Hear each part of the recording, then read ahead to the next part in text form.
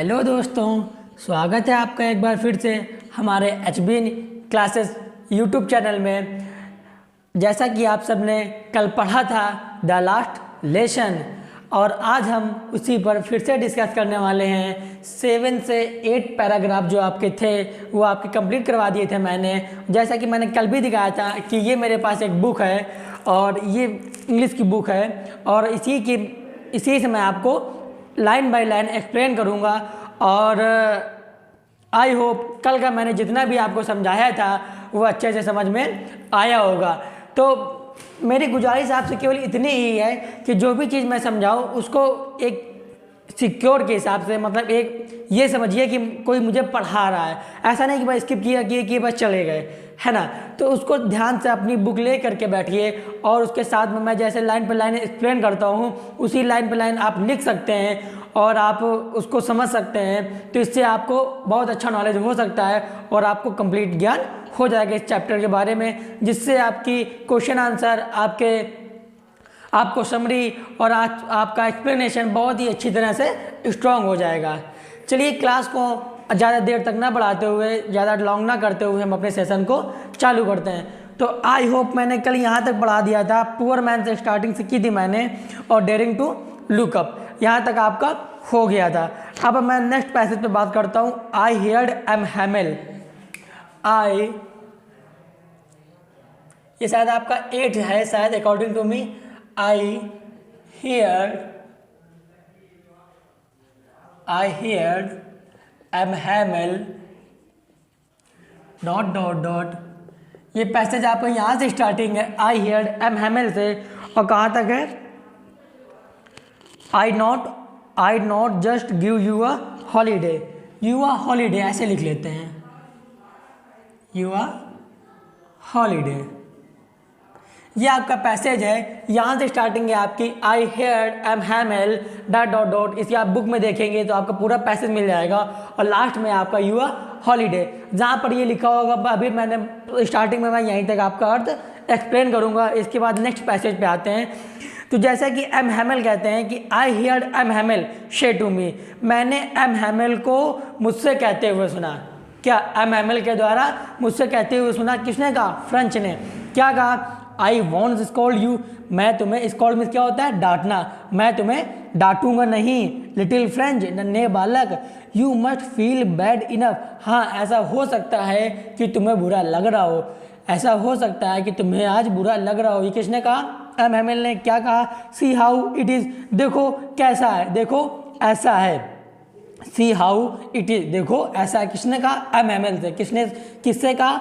French से। Every day we have said to our selves, प्रतिदिन तुम अपने आप से कहते थे। क्या कहते थे? वह I have plenty of time, मेरे पास बहुत सारा समय है। I will learn it tomorrow, और मैं उसे कल लर्न कर लूँगा, मैं उसे नेक्स्ट टाइम पे याद कर लूँगा। And now you see where we have come out, और अब तुम देख सकते हो कि अब तुम्हारी पोजीशन क्या रह चुकी है, अब तुम किस इस सिचुएशन पे आ चुके हो। तुम अपना काम कल पर डिपेंड कर देते थे कि ये मैं कल लर्न कर लूँगा, अब देखो कि तुम किस जगह पर आ गए हो। इसके बाद that's a great trouble with alas, मतलब ये केवल तुम्हारे साथ नहीं, ये हर एक अल्लाह के साथ बड़ी परेशानी है। हर एक अल्लाह के साथ में ये सारी परेशानी है। क्या परेशानी है? She puts off learning it till tomorrow, वह सीखने के लिए कल पर छोड़ देता है। वह जितने भी अल्लाह के वासी हैं, अल्लाह सिटीजन्स हैं, वो सारे सीखने के लिए, लर्न करने के लिए कल पर छोड़ देते हैं। Now those fellows out there will have the right to say you, अब तुमको बाहर के लोगों से ये कहने का अधिकार नहीं है कि मैं फ्रेंच वासी हूँ। अब तुमको बाहर के लोगों से कहने का यह अधिकार नहीं है, या तुम ये बाहर के लोगों से अब कैसे कह सकते हो कि मैं फ्रेंच वासी हूँ? क्यों नहीं कह सकते? How is it you pretend to be French man and yet you can neither speak nor write your own language, और योर ओन लैंग्वेज। इसका मतलब एम हैमल कहते हैं कि अब तुम कैसे कह सकते हो, किसी बाहरी व्यक्ति से कैसे कह सकते हो कि मैं फ्रेंच मैन हूँ। नाइदर, ना तो तुम्हें फ्रेंच लिखनी आती है और ना ही तुम अच्छी प्रकार से फ्रेंच बोल सकते हो। ये इन्होंने कहा, किससे कहा? फ्रेंच से। किन्होंने कहा? एम हैमल ने कहा। But you are not the worst to a little French, we have all a great deal to reproach our selves with. लेकिन फ्रेंच छोटे नन्हे बालक, इन सब के लिए केवल दोषी तुम नहीं हो। अध्यापक ने कहा फ्रेंच से कि लेकिन नन्हे बालक, इन सब के लिए दोषी ओनली तुम नहीं हो। इसके लिए मैं और इसके लिए और भी बहुत से इनफ रीजंस, पर्याप्त कारण है जिसका इफेक्ट आज तुम पर ये दिखाई दे रहा है। क्या रीज़न है? आज ये भी देखते हैं। Your parents were not anxious enough to have you learn. तुम्हारे माता पिता ने तुमको शिक्षा दिलवाने के प्रति इच्छुक नहीं थे। मतलब पहला रीज़न तो ये हो गया, तुम्हारे माता पिता तुम्हें इच्छा नहीं थे कि तुम आगे पढ़ो। वे क्या प्रेफर करते थे? They preferred to put you to work on a farm और at the mills so as to have a little more money। इनके पिता चाहते थे कि यदि तुम किसी मिल या किसी फार्म हाउस में वर्क करोगे जिससे तुम एक्स्ट्रा मनी अर्निंग कर सकोगे, जिससे तुम एक्स्ट्रा और पैसे कमा सकोगे, ऐसे तुम्हारे माता पिता तुमको प्रेफर्ड करते थे। And I have been to blame also. और यहाँ तक कि टीचर ने खुद अपने आप को दोषी ठहराया कि यहाँ तक कि मैं भी दोषी हूँ। क्यों दोषी हूँ? आगे देखते हैं। Have I not often sent you to water my flower instead of learning your lesson. क्या मैंने तुम्हें अपने फुलबगिया में, क्या मैंने अपने बगीचे में तुम्हें लेसन लर्न करने के बजाय, इंस्टीड लिखा हुआ है ध्यान से देखिए, मैं तुम्हें अपने लेसन लर्न करने के बजाय क्या मैं तुम्हें अपने बगीचे में पानी डालने के लिए नहीं भेजता था? एक ये गलती हो गई उसकी। एंड व्हेन आई वांटेड, जब मैं चाहता था क्या, to go fishing did I not just give you a holiday. और जब मैं मछली पकड़ना चाहता था, जब मैं मछली पकड़ने की इच्छा रखना चाहता था, क्या मैंने उस दिन तुम्हारी जल्दी नहीं छुट्टी कर दी थी? ये सब रीजंस टीचर अपने खुद की बताता है कि यहाँ तक कि मैं भी दोषी हूँ। जब मैं मछली पकड़ना चाहता हूँ तब उस दिन मैंने तुम्हारी जल्दी छुट्टी कर दी थी, और मैं तुम्हें अपना पाठ याद करने के बजाय मैं तुम्हें ये कहता था कि जाओ मेरे बगीचे में पानी डालाओ। तो ये आपका 8 लेसन हुआ, और आई होप यहाँ पे आप लोगों को बहुत ही अच्छे और शानदार तरीके से समझ में आया होगा, बिकॉज मैंने आज बहुत ही सरल शब्दों में और बहुत ही थोड़ा स्लो मोशन में आपको बताने का प्रयास किया है। चलिए नेक्स्ट पैसेज पे मिलते हैं। देन फ्रॉम, ये आप पैसेज देखिएगा अपनी बुक में, यहाँ से स्टार्टिंग होगी आपकी देन फ्रॉम, ये इसकी एंडिंग है 1 स्ट्रोक।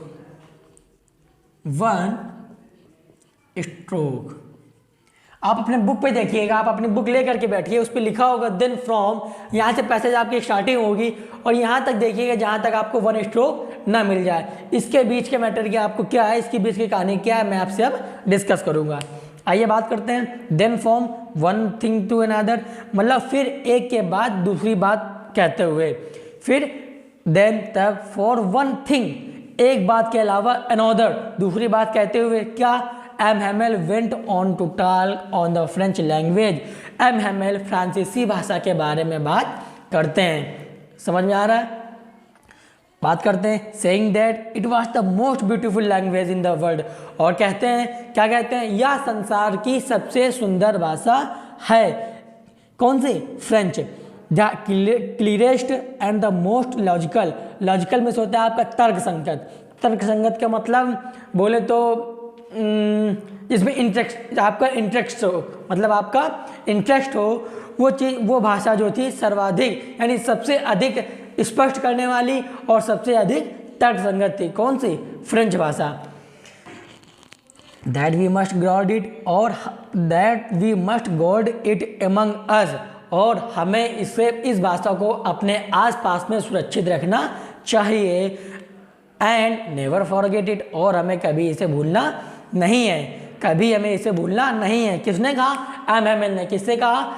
बच्चों से कि जो हमारी फ्रेंच भाषा है वो संसार की सबसे सुंदर भाषा है और सबसे आसान और तर्कसंगत भाषा है। That we must guard it, इसे हमें सुरक्षित रखना चाहिए, आप अपने आप में या अपने आसपास के वातावरण में इस भाषा को सुरक्षित रखना चाहिए और हमें इस कभी भाषा को भूलना नहीं है। Because when a people are enslaved means क्या होता है? इंस्लेव्ड मीन्स होता है आपका गुलाम। क्या होता है? गुलाम। मतलब कि लेखक ये कहना अध्यापक ये कहना चाहता है कि बिकॉज वेन आर पीपुल, जब लोग आर इंस्लेव्ड मीन्स होता है गुलाम, जब लोग गुलाम होते हैं, as long as they hold fast to their language it is as, ये ऐसी इस तरह से जैसे as if they had the key to their prison. मतलब कि एम हैमेल का कहना था यदि आप किसी देश के आप किसी के गुलाम हो, यदि आप किसी के गुलाम हैं और यदि आपकी क्रिएटिविटी या आप मतलब अपने उस भाषा के प्रति अच्छी पकड़ है आपकी, तो आपके जेल की चाबी आपके जेब में ही है।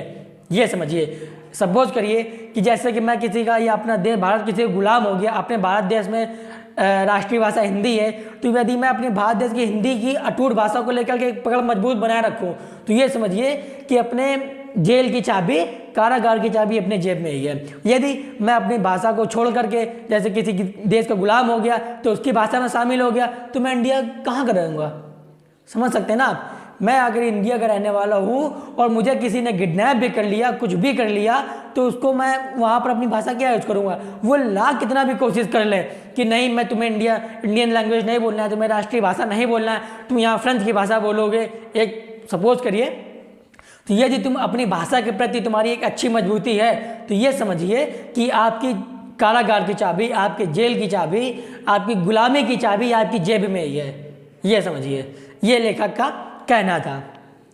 Then he open the grammar and read us our lesson, तब उन्होंने व्याकरण की किताब खोली और हमें अपना पाठ पढ़ाया। I was amazed to see how, और मैं ये बड़ा आश्चर्यचकित था, यह मैं सब देख करके बहुत ही चकित था। क्या चकित था? Will I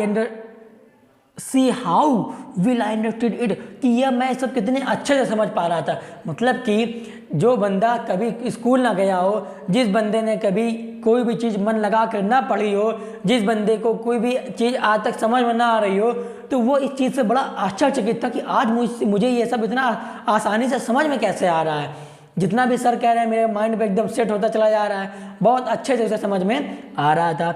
all he said seemed too easy to see, बहुत ही आसान तरीके से, जो उसे बहुत ही सरल लगा। I think too that I had never listen to carefully, और हाँ ये भी सोचता है कि आज के पहले मैंने इतना कभी ध्यान से सुना भी नहीं, आज से पहले मैंने कभी इतना ध्यान से सुना भी नहीं। And that he had never explain everything with so much patience, और उन्होंने हर चीज़ को धैर्यपूर्वक इतना अधिक स्पष्ट नहीं किया। किसने? एम हैमेल ने, क्योंकि एम हैमेल भी उस दिन थोड़े शौक थे। शौक क्यों थे? क्योंकि उन्हें दूसरे देश पे छोड़ करके अपना देश छोड़ करके जाना था। इस वजह से उन्होंने आज तक भी ऐसा इस तरह अच्छी तरीके से धैर्यपूर्वक कभी भी समझाया नहीं था जिस तरीके से आज वो एक्सप्लेन कर रहे थे। It seemed almost as if the poor man wanted to give us all he knew before going away and to put it all into our heads at one stroke, बेचारा आदमी, ऐसा लग रहा था, it seemed almost, ऐसा लग रहा था, the poor man का मतलब है बेचारा आदमी, wanted to give us all he knew, वह हमें सब कुछ देना चाहता है जो वो जानता है। ऐसा प्रतीत हो रहा था उनके शब्दों से, उनके भावों से, उनके इमोशन से, ऐसा फील हो रहा था कि वह अध्यापक जो कुछ भी जानता हो, जितना भी उसके पास नॉलेज हो, वह सब आज हमको देना चाहता था। बिफोर गोइंग अवे, जाने से पहले, and to put it all into one hits at one stroke, और एक ही बार में हमारी दिमाग में डाल देना चाहता था। मतलब कि अध्यापक का कहना है, मतलब बच्चे का कहना है यहाँ पे, कि ऐसा प्रतीत हो रहा था कि अध्यापक एम हैमेल के पास जितना भी नॉलेज हो और जितना भी हो, और वह हमें सब एक ही बार में हमारे दिमाग में डाल देना चाहते थे, ऐसा प्रतीत हो रहा था। तो ये आपका फाइनल ये हो चुका है 9th पैसेज। और इसके बाद नेक्स्ट आते हैं after the grammar the pigeons. आगे ना ज़्यादा एक्स्ट्रा इधर उधर की बातों से बच करके हम लोग सीधे अपने मुद्दे पे आते हैं, जिससे क्लास भी टाइम से हो जाए और आप लोगों को अच्छे से समझ में भी आ जाए। तो क्या करते हैं, आफ्टर द ग्रामर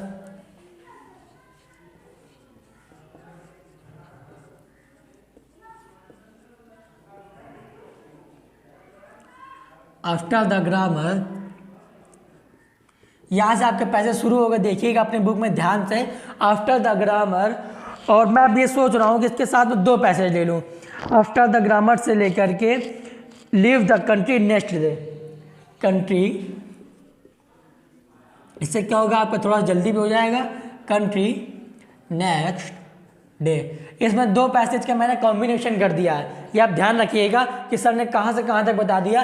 तो इसमें 2 पैसेज है। पहला पैसेज है आपका आफ्टर द ग्रामर, यहाँ से स्टार्टिंग है, और इवन द पिजन्स, एक ये पैराग्राफ है आपका, इसी पे मैंने ऐड कर दिया when ever I looked up from my writing, यहाँ से मैंने ऐड करके यहाँ पे लिख दिया, ऐड कर दिया for they must leave the country next day. आप इसको वीडियो पुश करके और डाउनलोड कर सकते हैं, और वीडियो पुश करके आप सेव कर लीजिएगा, अपनी बुक में नोट कर लीजिएगा कि ये वाला पैराग्राफ कहाँ से कहाँ तक है। आफ्टर द ग्रामर अपनी बुक में जब आप मैच करेंगे तब आपको बहुत ही आसान तरीके से मिल जाएगा। तो ये आपका पैसेज हो गया। अब इस पैसेज पे बात करते हैं, आफ्टर द ग्रामर व्याकरण के बाद we had a lesson in writing, हमारा लेखन का यानी ऐसे राइटिंग लेखन का पाठ हुआ।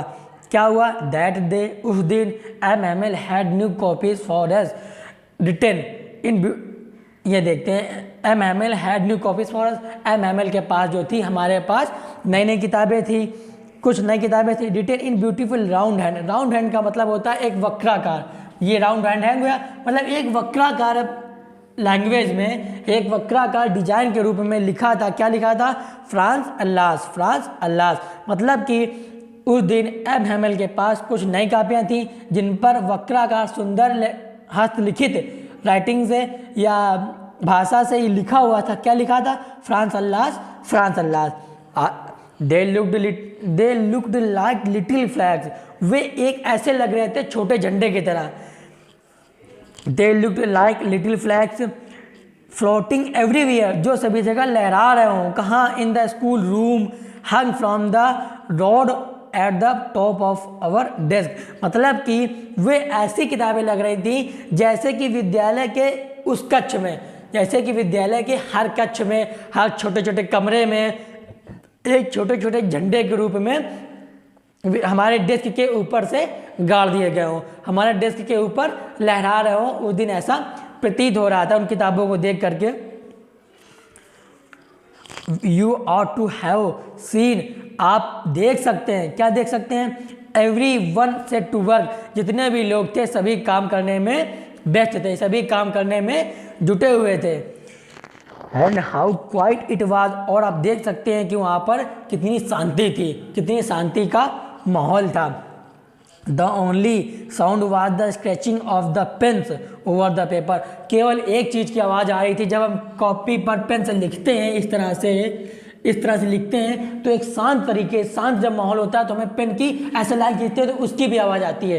तो वहाँ पर केवल कॉपियों में पेन से लिखने की वजह से केवल वॉइस आ रही थी, और बाकी कहीं से भी कोई भी तरह किसी भी टाइप की आवाज़ नहीं सुनाई दे रही थी।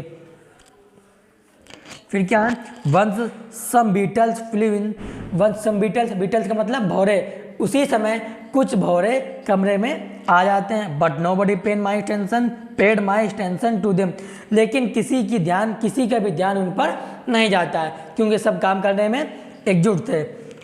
Not even the littlest one, और छोटे बच्चों ने भी ध्यान नहीं दिया। क्या ने ध्यान दिया, who worked right on the tracing, tracing मतलब होता है बनाना, एक तरह से ड्रॉ करना। ट्रेसिंग डियर फिश हुक्स का मतलब होता है कि कांटों वाली मछली के जो निशान होते हैं, मतलब कि मछली पकड़ने का जो कांटा होता है उसका चित्र बनाने में क्या लिखा है, फिश हुक,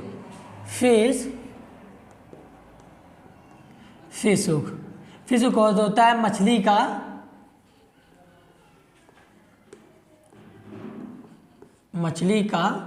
कांटा, जो मछली का कांटा होता है उसको बनाने का चित्र जो थे, चित्र बनाने का सब में लीन थे। कौन? छोटे बच्चे, इसलिए उन्होंने भी ध्यान नहीं दिया। इसके बाद एज दैट वाज फ्रेंच, मानो वह भी फ्रांसीसी भाषा थी। One of the roof of the pigeons could quite very low, मतलब कि जो छत पर कबूतर थे वो धीरे धीरे गुटुरगू कर रहे थे। And I thought to my self, मैंने अपने मन में ही सोचा। किसने सोचा? फ्रेंच ने। क्या सोचा? Will they make them sing a German even the pigeons, मतलब कि वो सोचते हैं कि क्या वे भी जर्मन भाषा में इन्हें गाने के लिए मजबूर करेंगे। किसको? कबूतर को। कौन सोचता है? फ्रेंच। फ्रेंच ये भी सोचता है कि क्या कबूतरों को भी जर्मन भाषा में गाने के लिए मजबूर करेंगे। When ever I looked up from my rating, मतलब कि जब मैंने लिखते हुए, जब वो लिख रहा था तो ऐसे लिखता है तो ऐसे करके देख रहा होगा। सबके पास ये आदत होती है नॉर्मल सी। तो जब वो लिखते हुए बीच से देखता है, I saw M Hamel sitting motionless in his chair and gazing first at one thing then at another, मतलब कि उसने देखा कि एम हेमल अपनी कुर्सी पर बैठे हुए थे। वे कभी एक चीज़ को तो कभी एक चीज़ को ऐसे घूर रहे थे, जैसे कि ऐसे घूर रहे थे as he wanted to fix, जैसे कि वो फिक्स करना चाहते हो। कहाँ? इन हिज माइंड, अपने माइंड पे। जस्ट हाउ एवरीबडी लुक्ड, मतलब कि वह इस तरह से ऐसी चीज़ों को एक इधर से उधर ऐसी चीज़ों को देख रहे थे जैसे कि वे अपने माइंड पर उसे सेट करना चाहते हो।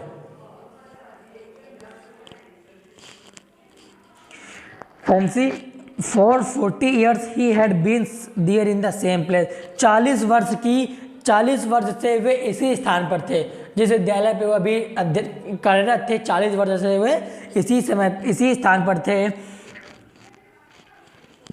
विद इस गार्डन, उनका जो बगीचा था, और साइड द विंडो खिड़की के बाहर था, and his class in the front of him, और जो उनकी क्लास थी और खिड़की के बगीचे के जस्ट सामने थी।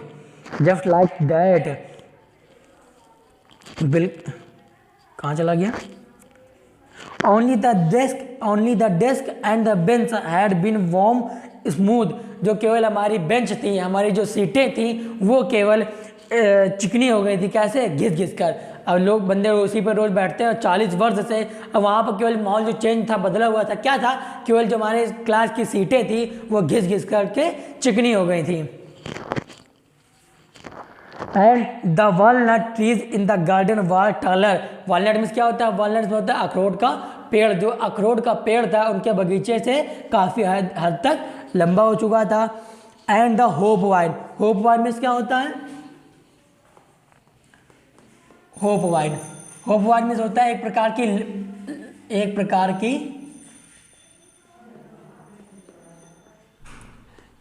की बेल। होप वाइन मीन्स क्या होता है? एक प्रकार की बेल। तो क्या कह रहा है कि and the hope wine that he had planted himself, मतलब कि जिन्होंने प्लांटेड हिमसेल्फ का मतलब एक प्रकार की होप वाइन बेल थी जिन्होंने उसे अपने हाथों से स्वयं लगाया था। Twined about the windows to the roof, जो खिड़की से चढ़ करके छत तक पहुंच चुकी थी। उन्होंने ऐसी बेल जिन्होंने अपने हाथों से खुद लगाया था वो खिड़की से चढ़ करके छत तक पहुंच गई थी, इतनी बड़ी हो चुकी थी।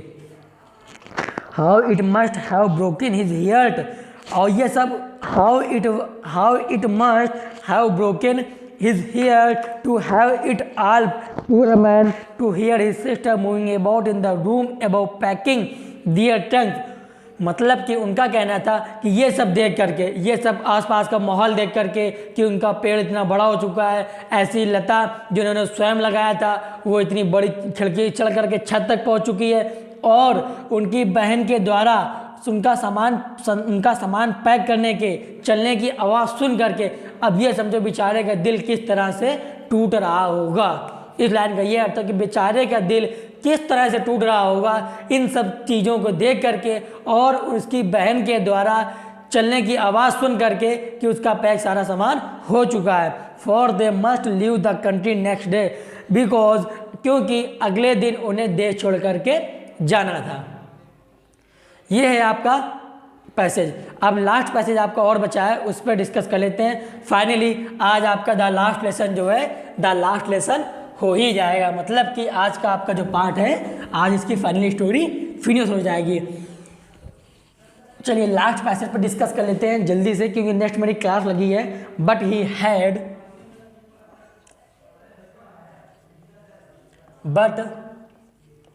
हैड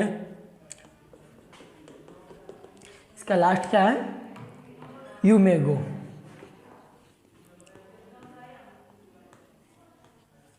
यू मे गो। अभी यहाँ से आप देखिएगा कि जो लास्ट पैसेज है, but he had dot dot dot, अपने बुक पे देखिएगा यू मे गो। इससे बात करते हैं, but he had the courage to hear every lesson to the very last, लेकिन उनमें हर पाठ को अंतिम तक सहन करने की, अंतिम तक सुनने का साहस था। किसको? एम हैमेल को। आफ्टर द राइटिंग, लेखन के पश्चात, we had a lesson in history, हमारा इतिहास का पाठ हुआ। And then the babies chanted, babies chanted का मतलब कि वहाँ के बच्चे बोले, क्या बोले? दियर, बा, बे, बी, बो, बू, इस तरह के शब्द होते होंगे। ये फ्रांसीसी भाषा है। इन शब्दों में वहाँ के बच्चे बोले। Down there at the back of the room, old Hauser had put on his spectres and holding their primer in the both hands, मतलब कि जो रूम के पीछे ओल्ड बूढ़े हाउसर बैठे थे, उन्होंने अपना चश्मा पहन लिया और अपने दोनों हाथों से बुक को पकड़ लिया। Spell the letters with them, spell the letter with का मतलब जिस भाषा में बच्चे बोल रहे थे और उसी भाषा में वो ओल्ड हाउसर जो थे बोलने लगे। You could see that he, आप ये सब देख सकते हैं। क्या देख सकते हैं? You could see that he, आप ये सब देख सकते हैं। क्या देख सकते हैं? वाज क्राइंग, वह भी रो रहा था। कौन? His voice trembled with emotions, उसकी जो आवाज़ थी कांप रही थी। किस कारण से? इसके इमोशंस के कारण से। कि कौन रो रहा था? M Hamel. एम हैमेल की जो वॉइस थी उसके इमोशंस के कारण से कांप रही थी। And it was so funny to hear him that we all wanted to laugh and try. क्यों? यह सब बड़ा देखने में बड़ा हास्यास्पद लग रहा था। हास्यास्पद क्योंकि आप जानते हो कभी कभी ऐसी खुशी होती है जिस पे हमें रोना भी आता है और हंसना भी आता है। तो वही सिचुएशन यहाँ पर क्रिएट हो रही थी कि एक ऐसा माहौल बन चुका था कि लोग हंसना भी चाहते थे और रोना भी चाहते थे। How will I remember it that last lesson, यह अंतिम पाठ मुझे कितनी अच्छी तरह से याद है। यह किसने कहा? फ्रेंच ने। यह अंतिम पार्ट मुझे कितना अच्छी तरह से याद है। All at once the church clock struck 12, मतलब कि ऑल एट वंस, इसी समय, द चर्च क्लॉक मतलब जिस चर्च की जो घड़ी होती है, स्ट्रक 12 यानी 12 बजे चर्च की घड़ी जो है बज जाती है। क्या बज जाती है? देन द एंगलस, एंगलस नाम की एक घंटी होती है जो चर्च में प्रार्थना के समय बजती है। जैसे अपनी प्रेयर बेल होती है और जब क्लास कॉलेज फिनिश होता है तब एक बेल लगती है फाइनली। तो इसी तरह से प्रार्थना की एक प्रेयर बेल होती है जिसे बोलते हैं एंगलस। कहाँ पर? फ्रेंच में। At the same moment the trumpets of the Prussian returning from drill sounded under our window in the same time, मतलब उसी समय जो प्रुशिया के सैनिक थे वो ड्रिलिंग करते हुए अपने वापस लौट रहे थे और उनकी कदमों की आवाज़ थी, जो उनकी तुइयाँ थी, तुइयाँ मतलब जो छोटे छोटे पार्टों में एक टुकड़ियों में बटे होते हैं, वो हमारे खिड़की के नीचे से आवाज़ आ रही थी उनके चलने की। Sounded sounded under our window, हमारे खिड़की के नीचे से। M Hamel stood up, M Hamel खड़े हो गए। वेरी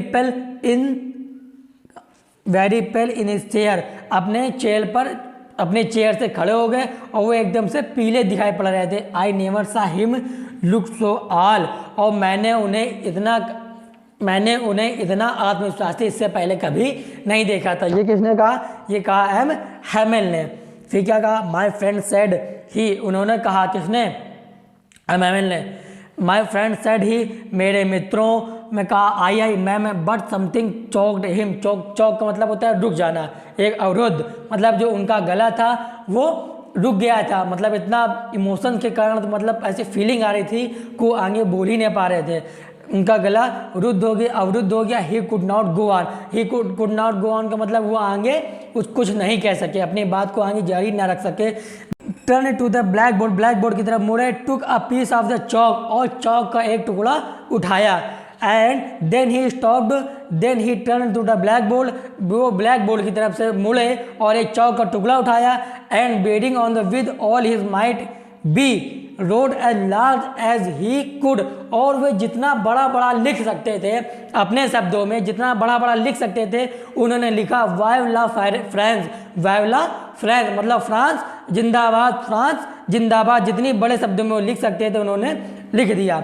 देन ही स्टॉप्ड, और वे रुक गए, and leaned his head against the wall, और दोबारा उन्होंने दीवार की तरफ अपना सिर झुका लिया। उसके बाद एंड विदाउट अ वर्ड, और बिना किसी शब्द के ही made a gesture to us with his hand, और बिना किसी शब्द के बिना कुछ कहे उन्होंने अपने हाथ से इशारा करते हुए कहा, क्या कहा, स्कूल इज डिसमिस्ड, स्कूल की छुट्टी हो गई है, यू में गो, आप जा सकते हैं। ये है आपका लास्ट लेसन। तो आज से ये आपका लास्ट लेसन फिनिश हो चुका है, और अब नेक्स्ट टर्न पे, अब जैसे अब कल संडे, कल मैंने बताया था कि संडे की आपकी छुट्टी रहेगी, और नेक्स्ट क्लास में मिलते हैं आपसे। मंडे क्लास है, मंडे को हमारा क्या चलना है, सेकंड पेपर में टेंथ चल रहा था, तो जितने भी मैंने टेंथ पढ़ा दिए हैं उसकी आप अच्छे से तैयारी करिए, और जैसा भी आपको कोई किसी भी टॉपिक में प्रॉब्लम आती है तो आप उस पर कमेंट सेक्शन में कमेंट करिए, आपकी सारी समस्या का समाधान होगा। सारी समस्या का समाधान HBN क्लासेस में अंकित सर के साथ। ओके साथियों, आज की इस क्लास में विदा चाहता हूँ। Thank you.